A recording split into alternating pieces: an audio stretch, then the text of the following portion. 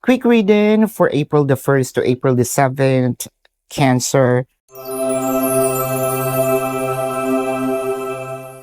Your cards are the Eight of Swords, the Three of Cups, and the Hermit. Nakikita na natin dito yung maturity, no, ni person.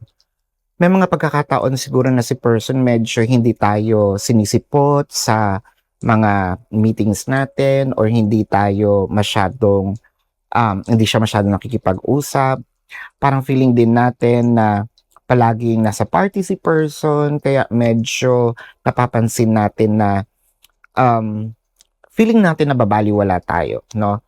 Feeling natin we are a wallflower dahil si person kasama yung ibang tao, nagsasaya.